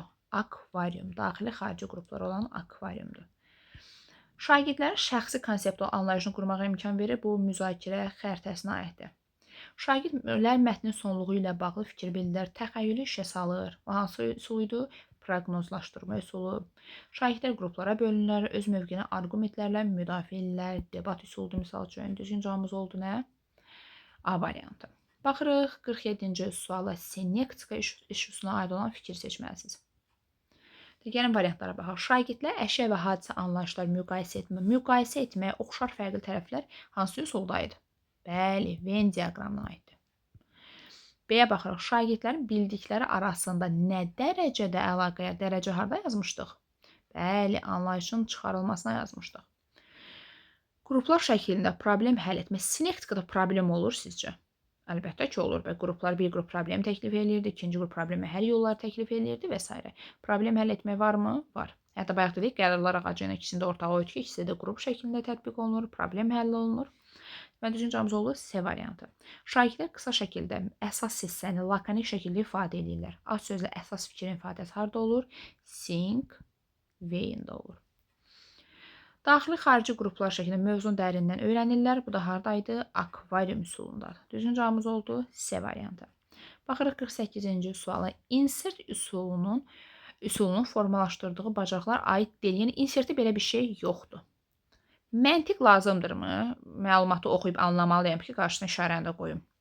Insert hansı idi? Kodlar, işarələr sistemi. Bu var. Oxuyub anlamalıyam ki, alt-alta yazılan fikirləri qarşısına elə işarəni də qoyum. Bu da düzdür. Qeyd etmə varmı? Qeyd götürmə. Bəli, qeyd etmə. Qeyd edirəm də işarələrlə. Bu da doğrudur. Yaradıcı təfəkkür. Nə yaradırıq ki biz orada? Bu mesaj əşardan qeyri-adi istifadəsi oldu ki, yaradıcı təfəkkürümü inkişaf eləsin. Yox, məlumatları oxuyuram. Məntiq olsa kifayətdir də. Yəni heç nə yarada bilmirik. Biliklərin müqayisəsi. Yəni deyə bilərsən mən bu Venn diaqramındadır. Biliklərin müqayisəsi birisi nə deməkdir? Məlumatı oxuyuram, deyirəm, buna bunu müqayisə edirəm. Mən bu fikri bilmirəm. Bu səhvdir. Yox, mən bu fikri bilirəm. Bu fikir mənə qaranlıq qaldı. Yəni o mənada deyir ki, müqayisə edir. Bu da doğrudur. Deməli aid olmayan fikir hansı oldu? C variantı. Çünki bir fikir bir neçə üsulda ola bilər. Ona görə tez deməyin ki, bu sözü falan üsulda biz demişdik, o birisinə aid eləyə bilmərik. Xeyr. Baxırıq 49-cu suala. 49-cu sualda dəyərli müdavimlər mən xüsusiyyətləri oxuyuram. Siz deyirsiniz ki, bu 4 dənə üsuldan hansına aiddir? Gəlin başlayaq A-dan. Şagirdlər yanaşmalarını arqumentlər gətirərək əsaslandırmaq, sübut, dəlil, arqument gətirmək hardaydı? Bəli, debat üsulundadır. A-nı yazdıq bura. Məlumatlar arasında əlaqə quraraq cavabın tapılması. Məlumatlar arasında əlaqəni yaradıb görək cavabı tapa bilirik, yoxsa tapa bilmirik. Hardaydı o? Əlaqə qurmaq. Bəli, anlayışın çıxarılmasındadır. Şagirdlər xəyali bir situasiyanı canlandırmaq. Xəyali situasiyanı canlandırmaq bayaqdan bu cümlə dəfələrlə testi var idi. Bu hardaydı? Bəli, simulyasiya aiddir. Refleks aparmağa imkan verən bir neçə üsul var. Onlardan birinin adı var burada. O da hansı üsuldur? Bəli, o da 3-2-1 üsuluna aid. Demək, düzgün cavabımız nədir? 1B, 2A, 3D, 4C. O da düzgün cavabımız olduğu hansı variant? C variantı. Baxırıq 50-ci suala. Bu üsul problemi təklif edən tərəf özü problemi həll yollarından birini seçir. O hansı üsul ki, bir qrup problemi təklif edir, digər qrup problemi həll yolları seçirlər və s. Hansı üsuldaydı bu? Bəli, baxın deyir, problemi təklif edən tərəf özü problemi həll yollarından birini seçir. Hansındadır? Bəli, sinektika üsulu demişdik. İki qrup olur, problemi həll yolları təklif edirlər və s. Düzgün cavabımız olduğu sinektika üsulu. Hətta variantlarla da çıxıb hərəkət eləyə bilərsiniz. Proqnozda problem olmur, klasterdir, şaxələndirmədir, əşarlı qeyri-adis və yarıcılıq tələb edir, insident üzərində şagirdlər real həyatı hazırlayır. Görürsünüz, dəyərli müdavim, bütün üsulların mənası bəndə variantlarla çıxıb hərəkət eləmək olur. Sualın şərtini oxuyuq, görək bizə nəyi soruşurlar. Müəllim layihə işi çərçivəsində şagirdlərdən seçilmiş layihə mövzusunu SWOT analizi vasitəsilə təhlil etmələrini istəyir. Bu halda SWOT analizinin layihə işi zamanı tədrisdə tətbiq olunmasının əsas məqsədi deyir. Niyə tətbiq eləmişik bu SWOT analizi? Bu layihənin SWOT analizi niyə keçirmişik deyir. Əsas məqsədi hansıdır? Gəlin variantlara baxaq. Layihə mövzusuna dair mövcud məlumatları strukturlaşdırmaq. SWOT analizinə demişdik ki, hər hansı bir layihəni hazırlayanda onun zəif tərəflərini tapmaq, güclü tərəflərini tapmaq, imkanlarını tapmaq, təhlükələrini tapmaqdır. Bu deyir ki, A variantı, mövcud bilikləri strukturlaşdırılmış şəkildə təsnif etmək. Bildiklərimi ümumiləşdir, təsnif. Bu SWOT-a nə aidiyyəti var ki? Yəni SWOT-un məqsədi odur ki, bildiyiniz məlumatları ümumiləşdirin. Xeyr. SWOT-un mənası nə idi? Təhlil etmək, zəif, güclü tərəflərini tapmaq, imkanlarını tapmaq, təhlükələrini tapmaq idi. A-nı çıxdıq. Layihə icrası zamanı yarana biləcək çətinlik sadəcə bu çətinlik və bunu mən sadəcə qeyd edirəm. Qeyd edib, plan hazırlayıb onu aradan qaldırmalıyam və onların mövcudluğunu ümumi şəkildə təsnif. Bu kimi problemlər var. Sadəcə qeyd edirəm, amma həll eləmirəm. Bu səhvdir. Layihənin müxtəlif daxili və xarici amillərini, bəli, misal üçün hansı amillər vardı? SWOT analizi nə deyirdi? Müsbət, mənfi tərəflərini araşdırmaq, daha sonra ətraf amillərdən nələr təsir edirdi? İmkanlar, təhlükələr. Deyir ki, layihənin müxtəlif daxili və xarici amillər baxımından qiymətləndirərək əsaslandırılmış qərarların verilməsi və planlaşdırmanın aparılmasını dəstəkləmək. Bəli, biz onun müsbət, mənfi, yəni zəif, güclü tərəflərini tapırıq. İmkanları nələrdir? Hansı təhlükələr var? Xaricdən bizə hansı təhlükə gözləyir bununla bağlı? Hansı imkanlar var? Necə inkişaf edə bilərik? Bunları deyir, müəyyənləşdirməyə, əsaslanmış şəkildə qərar vermək və planlaşdırıb problemi də aradan qaldırmaq. Deməli, düzgün cavabımız oldu nə? C variantı. Baxın deyir, əsaslandırılmış qərarların verilməsi və planlaşdırmanın aparılmasını dəstəkləmək. Amma yuxarıdakılarda baxın, biri ümumiləşdirirdi, biri sadəcə olduğu kimi qeyd eləyirdi və s. Deməli, düzgün cavabımız oldu C variantı. Digər variantlara da baxaq. Şagirdlərin layihə ilə bağlı şəxsi yanaşmalarını sistemli şəkildə ifadə. Yəni, bildiklərinizi sistemli şəkildə ümumiləşdirin, deyin. Bu da aid deyil. Layihə işinin mərhələlərini daha sürətli həyata keçirmək və icra müddətini optimallaşdırmaqdır. Bu nə adiyyəti var ki, bizə lazımdır layihənin daxili xarici amillərini tapaq, resursların, daha doğrusu imkanlarını tapaq, təhlükələrini tapaq, onun üstün və zəif tərəflərini müəyyənləşdirək. Deməli, düzgün cavabımız oldu C variantı. Daha sonra baxırıq 52-ci suala. Müəllim yeni mövzunun öyrənilməsi zamanı şagirdləri qruplara bölür və onlardan mövzunu, güclü və zəif tərəflərini, mövcud imkanları, bayaq bundan öncəki sualdır. Güclü zəif tərəflərini müəyyənləşdirin, mövcud bir imkanları və riskləri, bir növ SWOT analizini aparın deyir. Qruplar əldə etdikləri nəticələri əsaslandıraraq təqdim edir və sinifdə müzakirə aparırlar. Bu fəaliyyət şagirdlərin cəlb olunması aşağıdakı bacarıqların hansının inkişafına şərait yaratmır. Deməli, bunlar nə edirlər? Həmin mövzunu, deməli, zəif və güclü tərəflərini müzakirə edirlər, imkanları nələrdir, təhlükələri nələrdir, bunlarla bağlı nə təhlil aparırlar, müzakirə aparırlar. İndi bunlar təhlil aparırlarsa, müzakirə aparırlarsa, analitik, yəni analiz edirlərmi? Bəli, analitik təlim strategiyalarından biri də bu arada SWOT analizdir. Yəni, hər hansı bir məlumatları nə edirik? Təhlil edirik, analiz edirik və analiz ediriksə tənqid təfəkkürdə formalaşırmı? Öz fikrimizi, münasibətimizi bildiririk. Bu doğrudur. Fikirləri əsaslandırma tələb edir. Tənqid təfəkkür varsa, analiz varsa, bu tənqid əsaslandırmaq da var. Qərar vermək və müqayisə aparmaq. Bəli, müsbət tərəfi nələrdir? Mənfi tərəfləri nələrdir? Müqayisə aparırıq da. Bu da doğrudur. Əməkdaşlıq ünsiyyət varmı SWOT analizində? Təbii ki, var. Çünki uşaqlar qruplara bölünürlər, qruplarsa danışırlar, ünsiyyət qururlar. Bu da doğrudur. Yaradıcı yanaşma və problem həll etmə bacarığını formalaşdırır. Yaradıcı yanaşma nə yaratdıq ki biz burada? Mövcud olanları, yəni bizə verilən məlumatlarla bağlı zəif güclü tərəfləri araşdırdıq, mövcud imkanları, riskləri baxımından təhlil elədik. Yəni heç bir şey yaradıb eləməmişik. Ona görə yanlış cavabımız aiddir Y var. Əslində bütün variantları çıxandan sonra variantı rahat şəkildə tapmaq olurdu. Deməli, düzgün cavabımız oldu Y variantı. Baxırıq 53-cü suala. Bu strategiyada fəaliyyətin icra ardıcıllığına görə şagirdlər ilk mərhələdə fərdi şəkildə düşünməlidir və sualları cavablandırırlar, münasibət bildirirlər. Daha sonra qrup şəklində hər bir neçə dəqiqədə bir dəfə qrup ölçü 2 dəfə artır, çoxalır. Bunu dərsdə xüsusən nida qoyub yazmışdım. Şagirdlərin sayı artdıqca ideyalar fikri 2 dəfə artır, çoxalır. Harada demişdik? Dəyərli müdavimlər, bəli, qar topası üsulunda. Düzgün cavabımız oldu A variantı.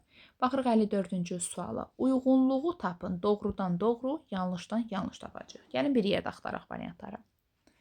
İnteraktiv təlim üsulları şagirdlərdə problem həll etmə, tənqidi düşüncə kimi bacarıqları inkişaf etdirir. Burada səhv nəsə varmı? Yəni, müasir üsullar uşaqlarda problem həll etmə, tənqidi düşüncə bacarıqları inkişaf etdirirmi? Etdirir. Bu doğrudur. Müsbət fikirdə yəni. İnteraktiv təlim metodları, yəni bu keçdiyimiz üsullar şagirdlərin sosial bacarıqlarında inkişaf etdirilməsi baxımından əhəmiyyətlidir. Sosial bacarıqlar nə deməkdir? Yəni ünsiyyət, əməkdaşlıq, fikir ifadə etmək və s. kimi bacarıqları formalaşdırırmı? Formalaşdırır. Görün nə qədər üsullar keçmişdi. Orada ünsiyyət, əməkdaşlıq bacarıqlarını formalaşdırırdı. Bu da doğrudur. İnteraktiv təlim şagirdlərin digər şagirdlərlə və müəllimlərlə əməkdaşlığına əsaslanır. Yəni şagirdlər həm bir-biri ilə, həm də müəllimlə əməkdaşlıq eləyirlər. Bu da doğrudur. İnteraktiv təlimdə, yəni müasir təlimdə informasiya mənbəyi yalnız müəllim deyil. Bəli, bu doğru fikirdir. Şagird informasiya özü də axtarıb tapa bilər. Deməli, bütün fikirlər doğru olduğu üçün uyğunluqda nə götürürük? Bəli, 1, 2. Düzünc cavabımız oldu A variantı. Baxırıq 54-cü, daha doğrusu 55-ci suala. Verilən fikirlərdən hansı SWOT analizinin xüsusiyyətlərinə aiddir? SWOT-u geniş-geniş dərsdə keçmişdi. Hətta bir maraqlı nümunə də gətirmişdim sizə. İndi SWOT-a aid olanlar seçindir.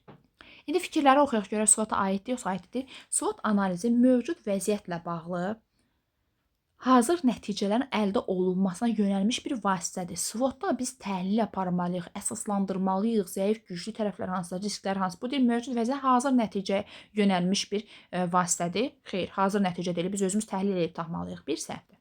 SWOT analizi mövcud və potensial risklərini, baxın, analiz. Bu dəqiqə dedik ki, bəli, SWOT-da analiz təhlil etmək olar. Potensial risklərini sistemli şəkildə müəyyənləşdirməsinə və təhlilinə imkan yaradır. Bəli, SWOT təhlil edir, analiz edir, müsbət, zəif, güclü tərəflər nələrdir, risklər, imkanları nələrdir, onları müəyyən üçün götürəcək. 2 düz. SWOT analizi şagirdləri tənqidi və analitik. Bu dəqiqə dedik ki, baxın yuxarıda analitik, analiz, təhlil etmə bacarıqlarını formalaşdırır və dəstəkləyici də götürürsünüz. SWOT analizi zamanı əsas vurğu strukturlaşdırılmış çərçivəyə yönəldiyi üçün şagirdlərin dərin əsaslandırma prosesində fəal iştirakını tələb etməyə də bilər. Yəni uşaqlar öz fikirlərini əsaslandırmaya da bilər. O qədər də fəal olmasalar da olar deyir. Təbii ki, bu səhvdir. Biz bayaq nə demirik? Şagirdlər məlumatları analiz etməlidirlər, analiz etməlidirlər, təhlil etməlidirlər, riskləri qiymətləndirirlər və s. Bu o qədər fikirdə əsaslandırmaqda o qədər fəal iştirak etməyə də bilərlər. Təbii ki, səhvdir. Deməli, düşüncə cavabımız nə oldu? 2, bir də 3. Artıq baxın, SWOT-la bağlı artıq bir neçənci sual işlədik də. Bu neçənci sual, 3 dənə sual səhv eləmirəm SWOT-la bağlı. Artıq SWOT haqqında ətraflı şəkildə məlumatlı olmuş olduq. Bu arada onu da qeyd edim ki, SWOT analizi yeni əlavə olunan üsullardan biridir. 56-ya baxırıq. Bu üsul müzakirə texnikası ilə keçirilir. Proses zamanı danışanın ifadə etdiyi fikirdən çıxış edərək ona sual verilir. Deməli, baxın, danışan fikir ifadə edir. Onun fikrindən çıxardırsınız, bir sual verirsiniz. Sual-cavaba əsaslanan iş prinsipi var idi. O hansı üsuldur? Mən sual verdim, şagird cavab verirdi. Həmin cavabdan çıxış edən bir dənə də sual verdim. Və belə proses davam edirdi. Hansı üsuluydu? Bəli, Sokrat dialoquydu. Düzgün cavab oldu C variantı. 57-yə baxırıq. Nədir 57-ci sualda? Həm şagirdlərə düşüncələrini sinif ilə bölüşməyə imkan verir. Eyni zamanda bunu dərsdə qeyd eləmişdik. Bu fikir xüsusən yadımıza salırıq. Dərs zamanı həmçinin onların hərəkətini təmin edən əyləncəli fəaliyyət hansı üsuldaydı? Düşüncələr siniflə bölüşməyə imkan verir. Ən əsas cümlələrdən biri budur. Biri dərs zamanı hərəkəti təmin edən əyləncə fəaliyyətdir. Bəli, ümid edirəm ki, cavabı özünüz tapdınız. Sinif göncü üsuluna aiddir. Düzgün cavabımız oldu Y variantı.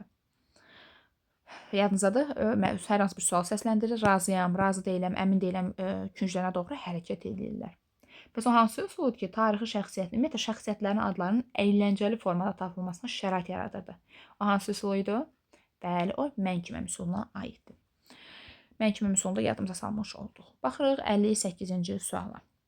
Müxtəlif kreativ ideyaların, bu cümləni bayaq da dəfələrlə demişik, müxtəlif kreativ ideyaların bir araya gətirilməsi, bölüşülməsi baxımından faydalı olan üsuldur. Problemin həll yolları tapmaq hansı üsuldadır? Beyin həmləsi üsulunda, əqrəcion və yaxud da beyin həmləsi. Bəli, daha sonra baxırıq 59-cu suala. Verilənlərdən biri yaradıcı təfəkkürün inkişafı. Görə burada harda yaradırıq? Nəsə yaradırıq burada. Bir-birdə nəsə yaradırıqmı? Yaradıcı təfəkkürün inkişaf eləyirmi? Yox. Uşaqlar, nə bilirsiniz? Nə öyrənmək istəyirdiniz? Nə öyrəndik?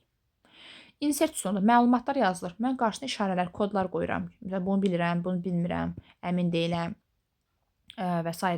Və yaxud da bu fikir mənə qaranlıq qaldı. Oxuyub anlama bacarıq formu. Nə yaradırıq ki burada? Bu da deyil.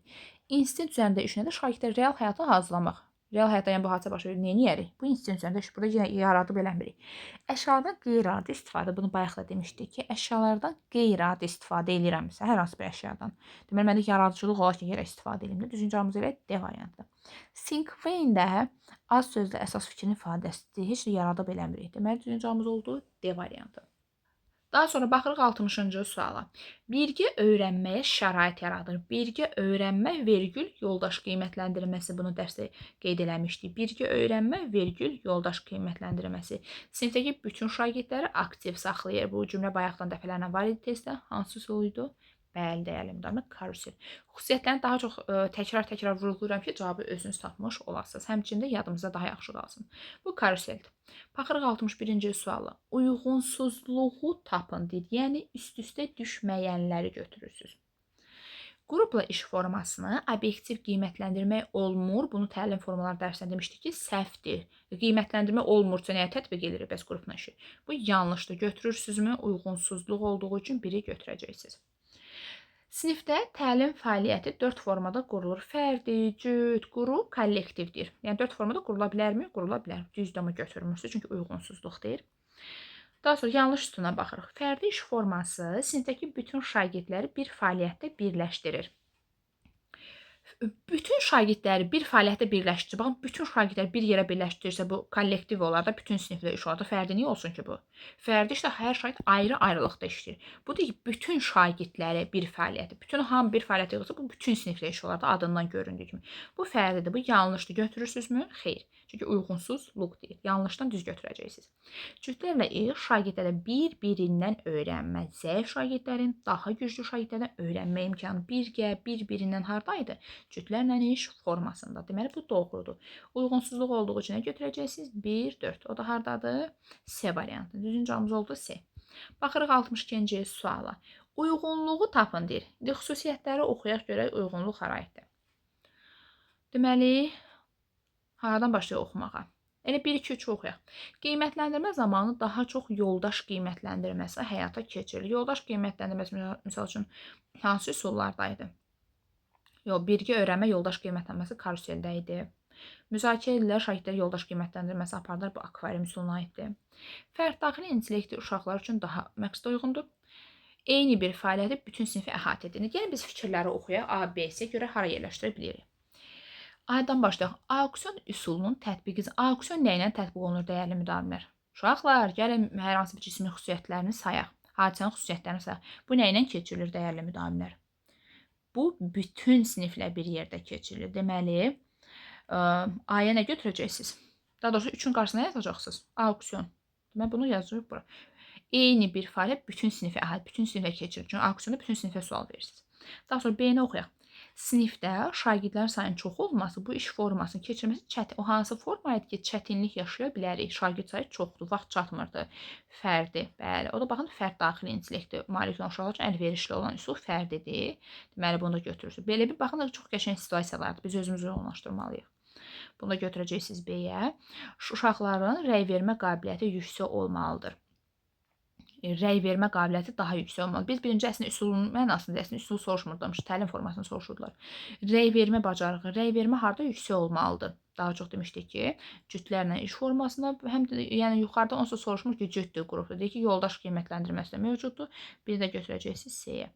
Deməli, düzgün cavabımız nədir? C, B, A. Düzgün cavabımız oldu C variantı. Çox qəşəng maraqlı sualdır situasiya tipində. Baxırıq 63-cü suala. Hansı fikir doğrudur? Doğru fikir tapmalıyıq. Müəllim auksion iş üsulunu fərdi iş forması ilə, bu dəqiqə dedik, auksionu bütün siniflə keçirilir. Harda fərdi keçirilir ki? Bu səhvdir. Fərdi yox, bütün siniflə bir yerdə keçirilir. Bütün. Think-Vein üsulu yalnız bütün siniflə iş. Think-Vein bayaq qeyd elədik. Think-Vein nə ilə keçirilir? Fərdi. Bütün siniflə keçirilmir. Bunu da çıxırıq. Komanda şəklində araşdırma bacarığını formalaşdırmaq üçün yalnız cütlərlə iş üsulundan, niyə ki, qrupla istifadə edəndə araşdırma bacarığı olmur ki, yalnız yazılıb, səhvdir bu da. Fərdi iş zamanı şagird öz inkişaf dinamikasını izləyə bilir. Mən tək işləyəndə fərdi işində öz inkişafımı izləyə bilirəmmi? Bəli, fərdi olduğu üçün niyə izləmirəm ki? Öz inkişaf dinamikamı izləyirəm. Bu doğrudur. Bizdən də doğrunu soruşurdular. Şagirdləri çevik qiymətləndirmək üçün müəllim ilk növbədə özü qiymətləndirmə aparmalıdır. Yəni qoy sürətli olsun, birinci mən sizi qiymətləndirim deyir. Bu da yanlışdır təbii ki. Deməli düzgün cavabımız hansıdır? D variantı. Baxırıq 64-cü suala. Bu iş formasında şagirdlərdə həmçinin bir-birini fəal dinləmək bacarır. Deməli iş formasından söhbət gedir. Fərdi, cüt, qrup, kollektivdən söhbət gedir. Bu iş forması öyrənmə prosesində çətinlik çəkən şagirdlərin daha güclü şagirdlərdən öyrənmə imkanıdır. O hansı üsullardaydı? Bir-birini dinləmək, zəif şagirddən, güclü şagirdlərdən, bəli bu cütlərdədir və bir-birini dinləmək və s. deyirsə, o da hansında ola bilər? Qruplarda. Deməli, onsuz da iki dənədir variantlar. Ya ancaq qrupla işləyir, çünki zəif, güclü söhbəti cütlərdə də var idi. Ona görə C-ni götürməyəcəksiniz. Bütün zildə deməmişik. Fərdini çıxırsınız variantlardan. Deməli, düzgün cavabımız oldu B variantı. Daha sonra baxırıq 65-ci suala və sonuncu sualdır da bu səhv eləmirəmsə. Bəli, sonuncu sualdır. İş formaları ilə bağlı verilmiş fikirlərdən hansı yanlışdır deyir. Deməli, iş formalarından söhbət gedir burada. Şagirdlər cütlərlə iş formasında fəaliyyət göstərdikləri zaman aralarında yaranan mübahisələri həll etməkdə çətinlik çəkdikləri təqdirdə bu öyrənmə prosesini əngəlləyə bilər. Bəli, iki mübahisəli, konfliktli olan uşaqlar yan-bayan əyləşərsə, bu təlim forması uğursuz olacaq. Bunlar öyrənə bilməyəcəklər. Öyrənmə prosesini əngəlləyir, düz deyir, əngəlləyir. Bizə səhv cavab lazımdır. Qrupla iş formasının istifadə zamanı iş yükünün şagirdlər arasında qeyri-bərabər paylanması, bəzi şagirdlərin prosesdən kənar qalması, bəziləri demişdik ki, çox işləyə bilər, bəziləri az işləyir. O da niyə olur? Yəni iş düz bölünməyib də, qeyri-bərabər şəkildə bölünür. Bu da doğrudur. Qrup və ya cütlərlə iş zamanı bəzi şagirdlər iş zamanı yoldaşlarına arxain olmaları deyir, onların müstəqil problem həll etmə bacarığının formalaşmamasına gətirib çıxardır. Bəli, mən arxayınam ki, kimsə yazacaq, mən də oradayam da onsuz da. Bəli, bu şagirdlərdə problem həll etmə bacarığının formallaşmamasına gətirib çıxardacaq. Bu da doğrudur. Bizə səhv cavab lazımdır. Daha sonra digər varianta baxaq. Müəllim ilin əvvəlində hər hansı bir iş formasına çatışmayan cəhətlərin olduğunu nəzərə alıb, onları müqayisə etməlidir. Ən uyğununu seçib il boyu ondan istifadəyə üstünlük verməlidir. Bunu dərsdə qeyd eləmişdik bu fikri. Bu yanlış fikirdir. Müəllim üsullarına baxır, görək hansı mənfisi çoxsa onu çıxardıram aradan, görüm hansı mənfisi azı onu tətbiq edir və il boyu ondan istifadə. Tədris ili boyunca bütün təlim formalarından istifadə olunmalıdır. Ancaq ondan niyə istifadə edirəm ki? Elə olsa tutaq ki, mən görürəm ki, ən qəşəng salamatı fərdidir, ancaq fərdən istifadə elədim. Şagirdlərin ünsiyyət əməkdaşlıq problemləri, daha doğrusu problemləri ortaya çıxmış olacaq. Ünsiyyət əməkdaşlıq qabiliyyəti inkişaf etməyəcək. Ona görə il boyu bir dənə təlim formasını götürüb axıra qədər tətbiq eləmirik. Səhv cavab elə budur. Digər varianta baxaq. Müəllim bütün sinifdə iş formasını istifadə edərkən şagirdlərin eyni vaxtda eyni məlumatı almasını təmin edib onları fəal iştirak etməyə cəlb edir. Yəni bütün sinifi aktiv saxlayıram. Bütün sinifin motivasiyası yüksək olmalı, aktiv saxlayıram ki, bütün şagirdlər məni dinləsinlər. Bu da doğru fikirdir. Bütün sinifi aktiv saxlayır. Deməli, yanlış cavabımız oldu D variantı. Ümid edirəm ki, bu sınağın, daha doğrusu bu testin izahı sizlər üçün faydalı oldu. Dinlədiyiniz üçün də təşəkkür edirəm.